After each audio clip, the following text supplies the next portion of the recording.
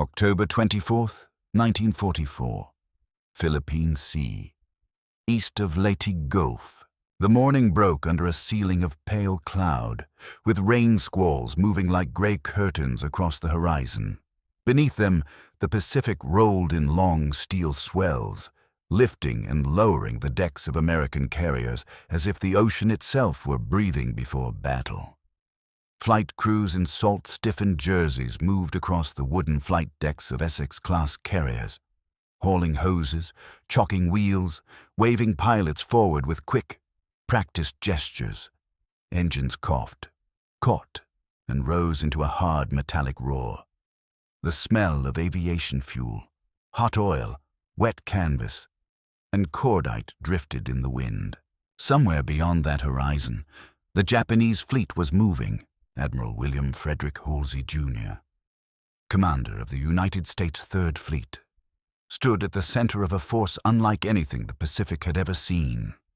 Around him were fast carriers, battleships, cruisers, destroyers, submarines, tankers, and support ships spread across immense distances. His flagship, the battleship USS New Jersey, carried him through the heaving sea with thousands of tons of armor and firepower under his feet. Radios crackled, plotting tables filled with grease pencil markings. Reports arrived in bursts, some clear, some incomplete, some already outdated by the time they were read. Leyte lay to the west. On those beaches, American soldiers under General Douglas MacArthur were fighting to secure the promised return to the Philippines. Transports, landing craft, supply ships, and escort carriers supported them in and around Leyte Gulf. Every man in the American command structure understood the danger. If the Japanese Navy could break into those waters, the invasion fleet could be cut apart. Troops ashore could be isolated. Supply ships could burn in the anchorage. The entire liberation of the Philippines could be thrown into chaos. The Japanese understood it too. Their plan was desperate, elaborate, and dangerous. It called for several forces to converge on Leyte from different directions, drawing American power away, then striking the vulnerable invasion area. Vice Admiral Takeo Kurita's powerful center force moved through the Sibuyan Sea with battleships and cruisers, including the massive Yamato and Musashi. To the south, Japanese ships tried to force their way through Surigao Strait. To the north, Vice Admiral Jisaburo Ozawa commanded a carrier force that had few aircraft left, but still had one purpose. It was bait. Halsey's carriers had spent the day hammering Japanese ships in the Sibuyan Sea. American pilots had found Kurita's force and attacked with torpedoes and bombs. The huge Musashi absorbed hit after hit until the sea seemed to climb over her decks. Reports came back to Halsey's flag plot that Japanese ships were damaged, turning, possibly retreating. The message traffic created a picture, but not a complete one. It suggested that Kurita had been hurt badly. It suggested that the enemy's central thrust might be breaking. Then came the northern siding. Japanese carriers had been located. In the confined heat of the flag spaces aboard New Jersey, officers looked up from charts and radio logs. That word carried a charge unlike any other. Carriers. Since Pearl Harbor, carriers had decided the shape of war in the Pacific. They were the weapons that struck across hundreds of miles, the floating airfields that could kill a fleet before gunfire ever came into range. To Halsey, aggressive, restless, and convinced that battle had to be seized rather than awaited. The sighting sounded like opportunity. The enemy carriers had appeared. The prize he had hunted since the early days of the war seemed to be within reach. Halsey was not a cautious admiral by temperament. He was broad-shouldered, sharp-eyed, and famous for his fighting language. Sailors called him Bull Halsey, and the name fit the way he carried himself through war. He believed in striking first, striking hard, and keeping the enemy off balance. The men around him knew his mood could fill a room. When good news arrived, the air changed. When a chance for battle appeared, Halsey leaned toward it, The Japanese carrier force to the north looked like the enemy's main threat. In reality, it was a decoy, but in those tense hours, with maps spread out and reports arriving from hundreds of miles apart, certainty did not exist. Only decisions did. Halsey faced the choice that would define the battle. Stay near San Bernardino Strait and guard the passage toward Leyte Gulf, or take his fast carriers north and destroy Ozawa's carrier force before it could threaten the landings. To the men watching him, the answer seemed to form in his posture before it reached his lips. The admiral who had sworn to take the fight to Japan was not going to let enemy carriers escape into the darkening sea. His orders began to move through the fleet.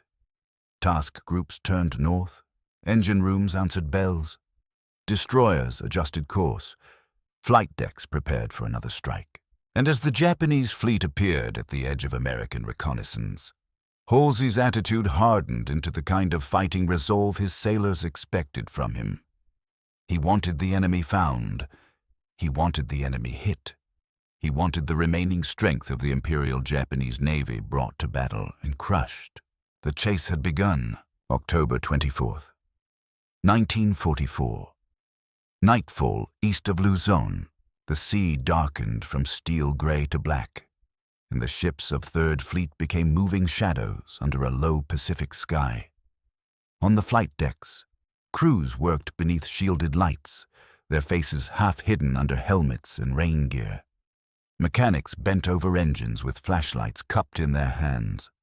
Ordnance men checked bomb racks and torpedo fittings by touch as much as sight. Exhaust drifted flat across the decks, carried by the wind toward the stern. Inside USS New Jersey, the flag plot was alive with tension. A great naval battle was unfolding in pieces. Reports from the south told of fighting in Surigao Strait, where American battleships and cruisers waited for Japanese ships forcing their way into a trap. Reports from the west described Kurita's battered center force, which had turned away after the savage air attacks in the Sibuyan Sea. Reports from the north confirmed the presence of Japanese carriers. To Halsey, the northern force was the key. He had spent years watching Japanese carrier power dominate the imagination of the Pacific War. Pearl Harbor had begun with carrier aircraft.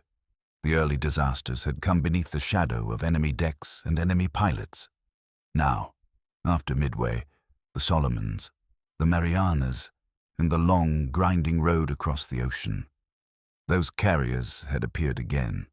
Even if weakened, even if short of aircraft, they were still symbols of the striking arm that had once seemed unstoppable. Halsey chose to pursue. The decision sent Third Fleet north with overwhelming force. Fast carriers, new battleships, cruisers, and destroyers surged toward Ozawa's decoy fleet. The ships carved white wakes through the dark. Signal lamps blinked from bridge wings. Radar screens glowed in dim compartments. Quartermasters leaned over charts, measuring distances, courses, and estimated positions. Some officers wondered about San Bernardino Strait. That passage mattered. If Kurita reversed course and came through it, he could emerge east of Samar and descend on the light American escort carriers supporting the Leyte landings. Those escort carriers were not built to fight battleships. They were small, slow, and lightly protected. Their aircraft were meant for ground support, anti-submarine patrols, and close cover.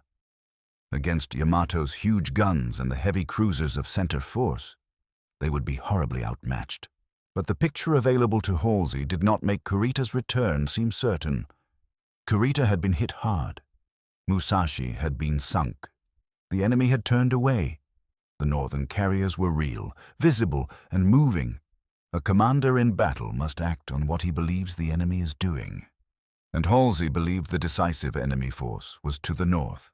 His message traffic carried confidence and force. He announced that he was proceeding north with 3 carrier groups to attack the enemy carrier force at dawn. He also formed Task Force 34, a powerful surface group built around fast battleships. But the wording of the messages created confusion elsewhere. Some commanders believed those battleships might be guarding San Bernardino Strait. In reality, they moved north with the carriers. In the night, that misunderstanding widened like a crack in armor. Aboard the ships off Samar, men did not know that the gate had been left open. In the waters near Leyte Gulf, transport crews slept beside loaded cargo nets and ammunition stacks. Soldiers ashore dug into muddy ground, unaware that Japanese battleships might still be coming. On the escort carriers of Taffy, 3 sailors prepared for another day of air support, expecting danger from aircraft and submarines. Not the main guns of one of the most powerful surface fleets left on Earth. Far to the north, Halsey's ships pressed onward. There was nothing timid about the movement. It had the feel of a hunt. Destroyers rode hard through the swells, their bows throwing spray into the darkness. Cruisers kept station with disciplined precision. Battleships such as New Jersey and Iowa carried their 16-inch guns forward, silent but ready. The carriers rolled and steadied, their hangar decks packed with aircraft being armed for morning strikes. Halsey's reputation moved with the fleet. He was the admiral who had struck the Marshalls and the Gilberts, who had led hard carrier blows against the Japanese perimeter, who believed momentum was a weapon. His sailors had heard his fighting phrases and seen his hunger for offensive action. In wardrooms and ready rooms, his presence was felt even when he was not there. Bull Halsey was going north. That meant the fleet was going to hit, yet war rarely rewards certainty. While Third Fleet steamed toward Ozawa, Kurita's center force turned back toward the San Bernardino Strait. The Japanese admiral, shaken but not defeated, resumed his mission. His ships entered the narrow passage in darkness. No American battleships blocked the exit. No powerful carrier force waited just beyond it. The strait opened before him like a door. By early morning, Kurita would emerge into the Philippine Sea. The men of Taffy 3 would look across the water and see pagoda masts rising through rain squalls. They would see shell splashes erupting around them, tall as buildings. They would realize that the Japanese fleet had not retreated after all. And far to the north, Halsey would receive the reports that changed the tone of the entire battle. October 25th, 1944. Morning off Cape Engano. Dawn came gray and restless over Halsey's northern force. Clouds hung low above the sea, torn open in places by pale light. Carriers turned into the wind, their bows shouldering through the swell. On the flight decks, signal officers raised colored flags. Deck crews crouched beside Hellcats, Hell Divers, and Avengers as engines thundered alive one by one. Propellers blurred into silver discs. Exhaust streamed backward. The whole fleet seemed to vibrate with the promise of impact. Halsey had found his target. Ozawa's carriers lay to the north, and American aircraft were already being launched to strike them. Pilots sat tight in their cockpits, goggles down, oxygen masks ready, hands on throttles. The deck officer dropped his flag.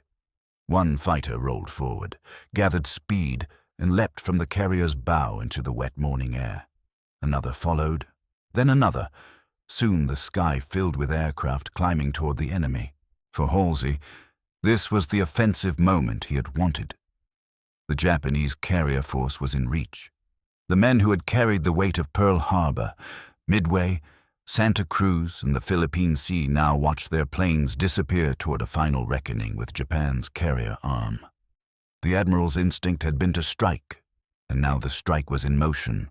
Then the first disturbing reports began to arrive. They came not from the north, but from the south. At first, the words seemed almost impossible.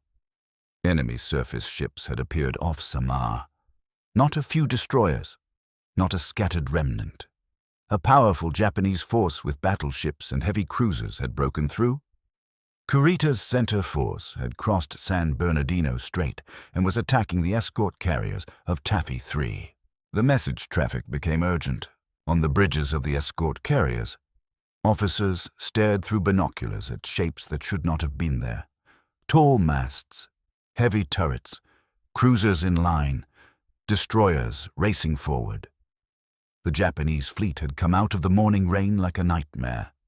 Shells began falling around the little carriers, great orange flashes blooming on the horizon, then tall columns of water rising near the American ships. The sea itself seemed to explode. Taffy 3 turned east and ran. Rear Admiral Clifton Sprague ordered smoke. Destroyers and destroyer escorts charged, tore the Japanese line in attacks that looked suicidal even as they began. USS Johnston, under Commander Ernest Evans, rushed forward through shell fire to launch torpedoes. USS Hole followed. USS Samuel B. Roberts. A destroyer escort never meant to fight cruisers and battleships, drove into the action with guns firing. Pilots from the escort carriers took off with whatever weapons they had. Some carried bombs, some carried depth charges, some had machine guns and little else. When they ran out of ammunition, they made dry runs at Japanese ships just to distract gunners and break formations. The calls for help reached higher command, aboard New Jersey. Halsey's staff absorbed the news with growing alarm. The situation was no longer theoretical. Kurita had not been destroyed. He had not fled permanently. He was now bearing down on the vulnerable force covering Leyte. The enemy had appeared where he was not supposed to be, and the American fleet most capable of stopping him was far to the north. Halsey reacted with anger and urgency. The same aggressive spirit that had driven him toward Ozawa now faced a cruel reversal. The Japanese carriers in the north were under attack, but the landing force at Leyte was in danger. The battle had become a test not only of firepower, but of distance, timing, and communication. Then came the famous exchange. Admiral Chester W. Nimitz, Commander-in-Chief of the Pacific Fleet, was at Pearl Harbor, following the battle through reports. As the crisis off Samar deepened, he wanted to know where Halsey's battleships were. A message was sent asking, in plain meaning, where Task Force 34 was.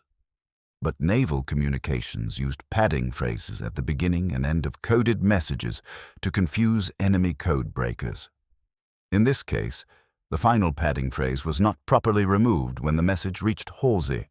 The version placed before him read as an accusation. Where is? Repeat.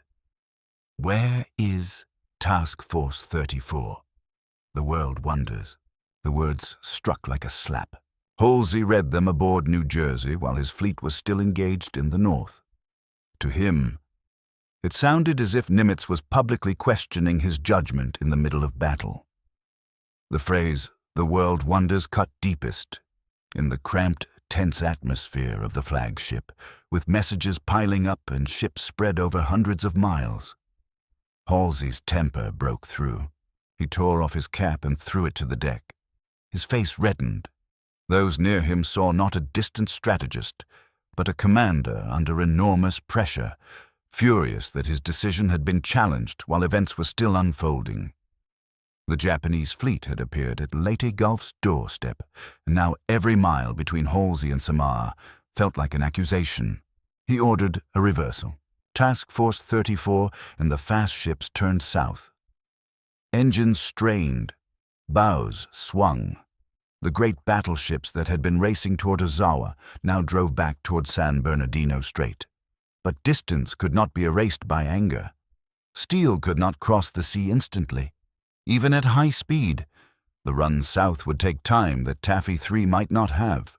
Behind them, American aircraft continued hitting Ozawa's carriers. Ahead of them, the desperate fight off Samar reached its most violent hour. Halsey had made his choice, then been forced to confront its cost.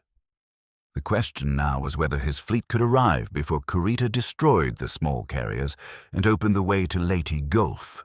October 25th, 1944. Late morning aboard USS New Jersey. The flagship drove south through a torn and uneasy sea. On the bridge, officers stared into wind and spray while the battleship's bow lifted, fell, and smashed white water aside. The deck trembled under power. Deep in the hull, engineers worked in roaring heat, surrounded by gauges, valves, ladders, and steel bulkheads sweating with condensation.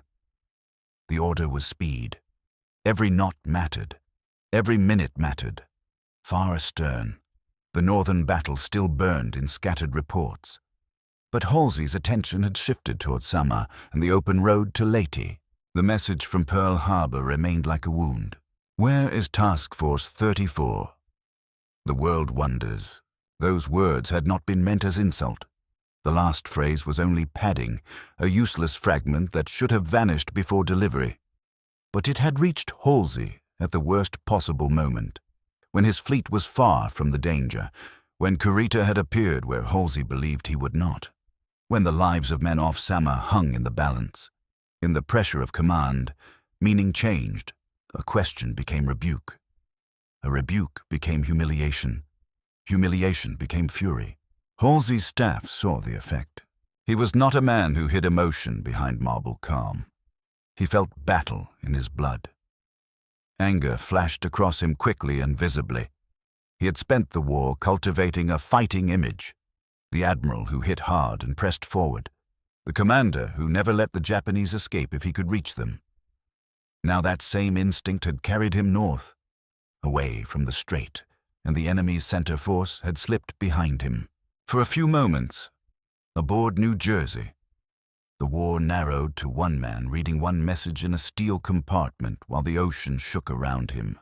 The answer he sent back carried the force of his frustration. He explained that he had been engaging the enemy carrier force and was now moving south with Task Force 34. But radio messages could not undo geography. The battleships still had to cover the distance. Their 16-inch guns, so powerful in range and destruction, were useless while the Japanese remained beyond the horizon. The fleet could only run. Off Sama, Taffy 3 was fighting for its life. The small escort carriers scattered under smoke and rain. Their names were not the great fleet carriers that filled newspapers and victory communiques. Fanshawe Bay, White Plains, Kalinin Bay, Kitkun Bay, Gambier Bay, and St. Lo were workhorse ships, slow and lightly armored, crowded with aircraft, fuel, ammunition, and men who had expected to support soldiers ashore. Now they were under fire from battleships and heavy cruisers. Shell splashes towered over them. Fragments screamed across decks. Signalmen and lookouts clung to exposed positions while columns of water erupted close enough to soak them. Pilots launched from pitching decks into chaos, some without proper weapons for the targets they faced. Air crews searched below for anything that could be loaded. Bombs, rockets, depth charges, even ammunition unsuited for armored warships. The goal was no longer elegance. It was survival. The destroyers became shields. USS Johnston fought like a ship twice her size, darting through smoke, firing 5-inch guns, launching torpedoes, drawing Japanese fire onto herself. Commander Ernest Evans, wounded and standing on the fantail after the bridge was wrecked, kept his ship in the fight until she was blasted beyond saving. USS Howell charged and took punishment meant for the carriers. USS Samuel B. Roberts. The destroyer escort later remembered as the ship that fought like a battleship. Attacked with such ferocity that Japanese officers mistook the small American screen for a much stronger force. The Japanese, too, were confused. Kurita had emerged expecting to find transports and supply ships. Instead, he encountered aircraft attacking from every direction. Smoke screens, torpedo charges, and American ships refusing to behave like a weak rear guard. The weather broke visibility into fragments. The escort carriers looked larger through rain and smoke. The destroyers came in with such aggression that Japanese formations bent and shifted. Kurita could not clearly see the whole battlefield. He could not know exactly what forces opposed him. He knew only that his ships were under relentless attack. This confusion mattered as much as armor. In Halsey's flagship, reports continued to arrive. each one sharpening the sense of crisis. A carrier hit, a destroyer sinking, enemy battleships closing, aircraft attacking without ammunition, calls for support, calls for help, calls that seemed to come from the edge of disaster.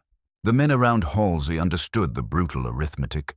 Third Fleet had enormous power, but it was not where the decisive surface action was happening. The forces off Samar had courage, but not the weight of guns. If Kurita pushed through them, he could reach the amphibious force in Leyte Gulf.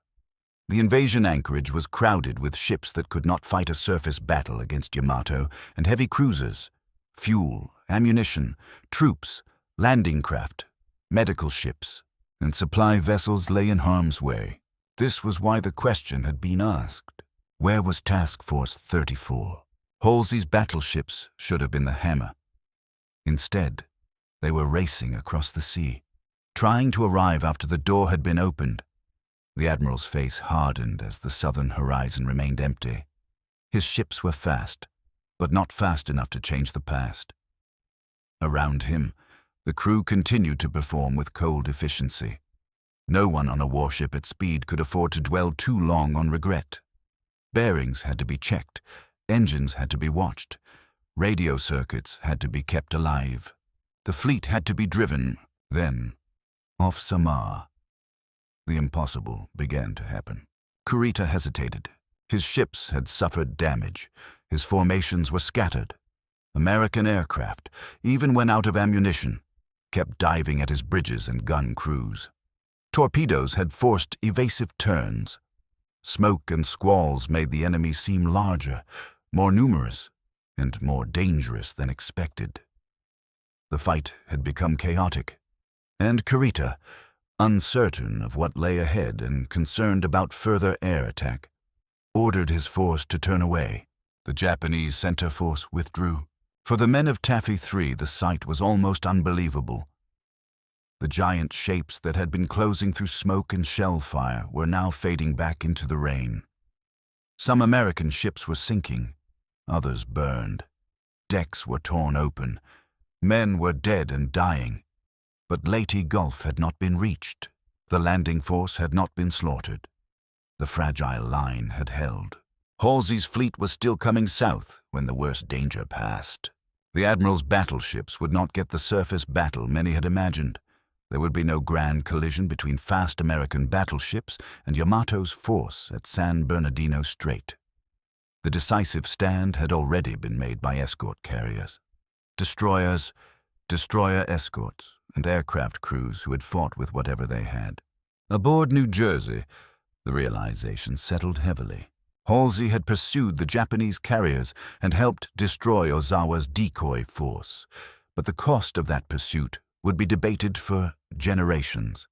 His words, his anger, and the misunderstood phrase from Nimitz became part of the legend of Leyte Gulf. Not because they alone decided the battle, but because they revealed the terrible pressure of command when an ocean-wide battle turns in several directions at once. The Japanese fleet had appeared where it should not have been, and for a moment, even the most powerful American admiral in the Pacific had been trapped by distance, uncertainty, and the consequences of a choice made in the dark. October 25th, 1944. Afternoon waters between Samar and San Bernardino Strait. The rain moved in broken sheets across the sea, hiding and revealing the retreating Japanese ships as if the ocean were trying to erase them.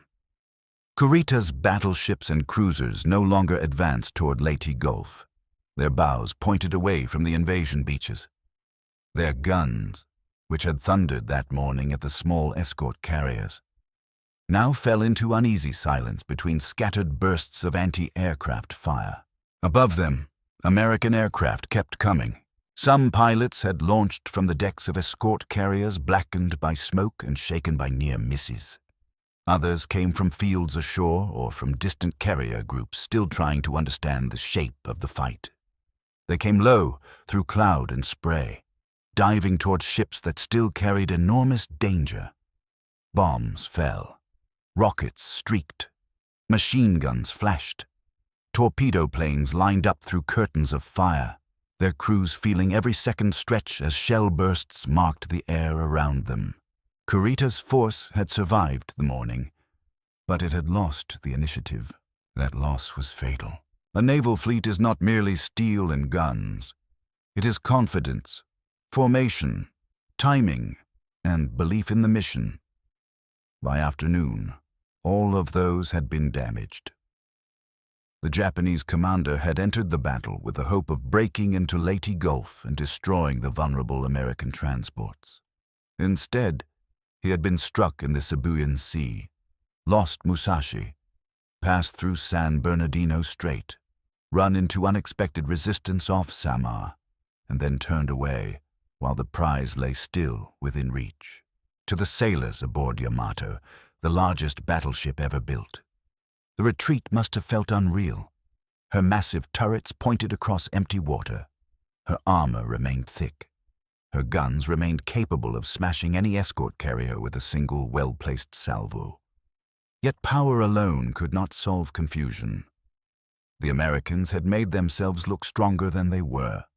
Smoke, rain, torpedo attacks, and reckless courage had distorted the battlefield.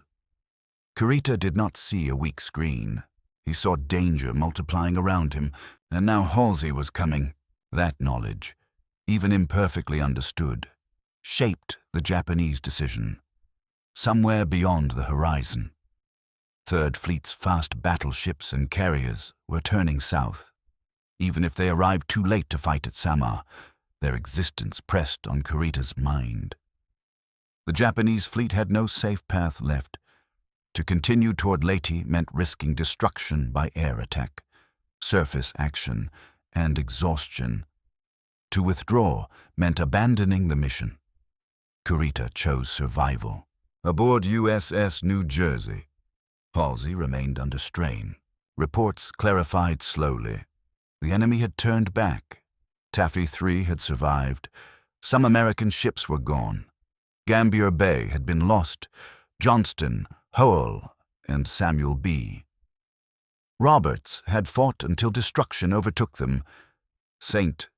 Lo would soon be struck by a kamikaze and become the first major ship sunk by that new suicide weapon.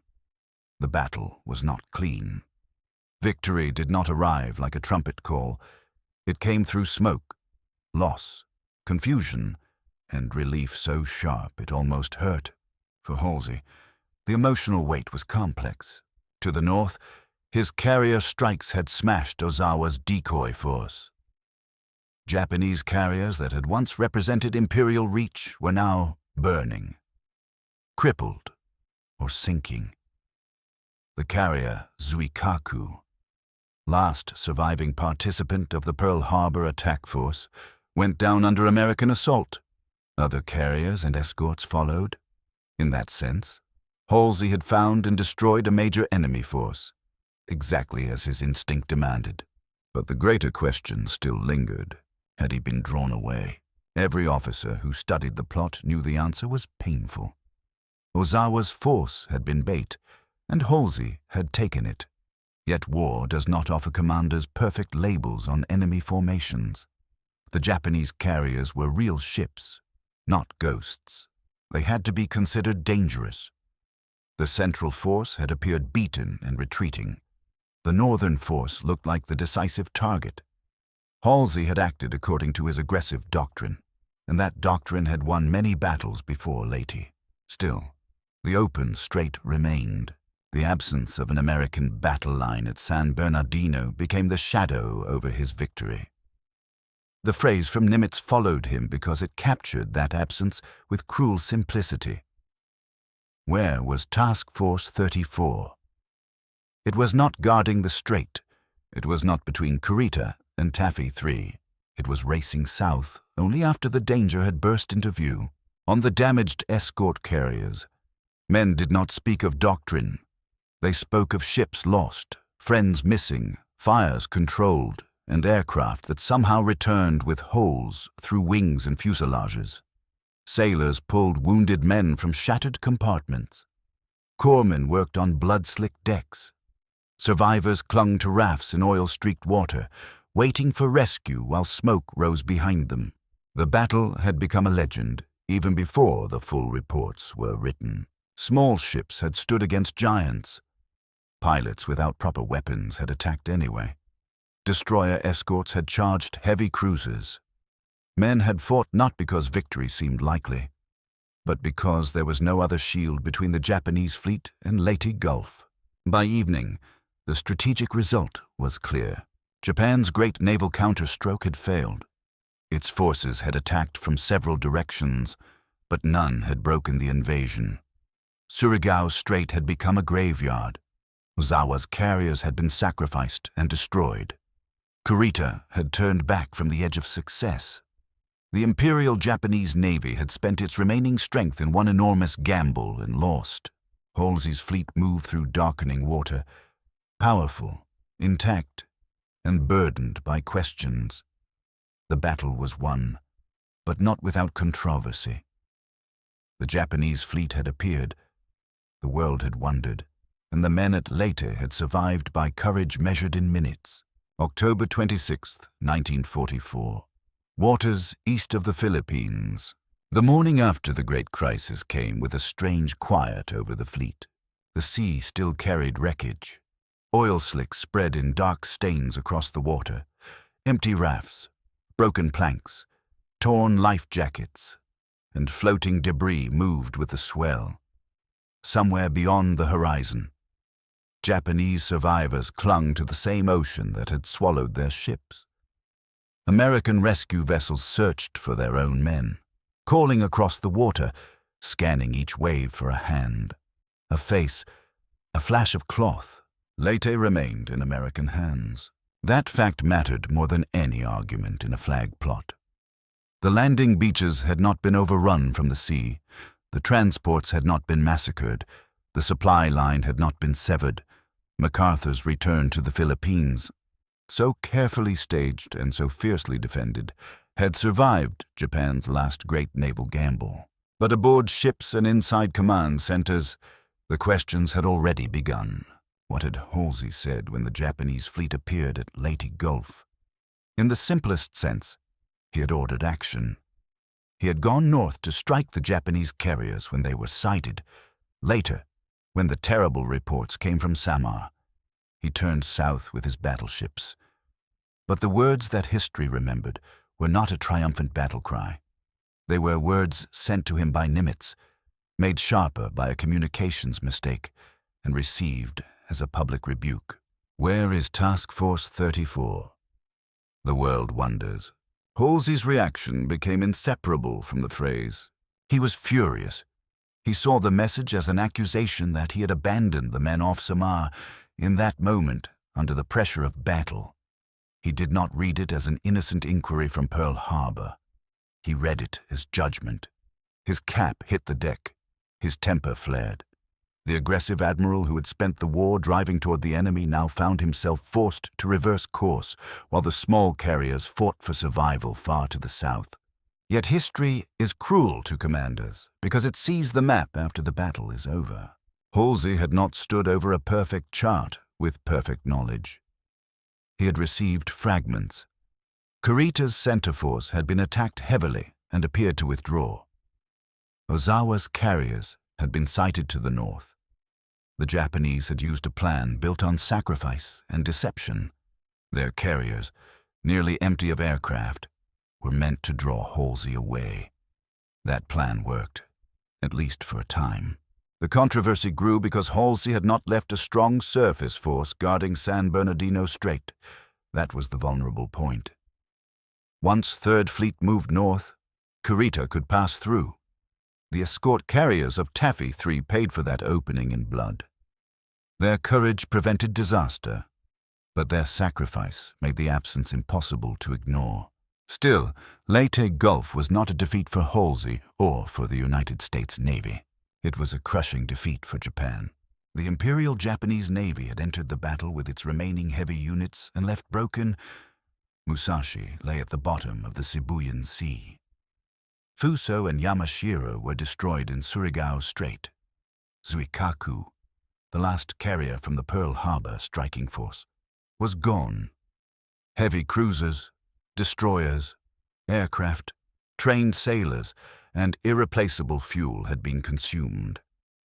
Japan still had ships after Leyte, but it no longer had a fleet capable of deciding the war at sea. For the Americans, victory carried the names of men who had never expected to become legends. Commander Ernest Evans of USS Johnston had charged into overwhelming fire and kept fighting after his ship was shattered. USS Samuel B. Roberts had attacked like a vessel many times her size. USS Hull had driven into danger to protect the carriers.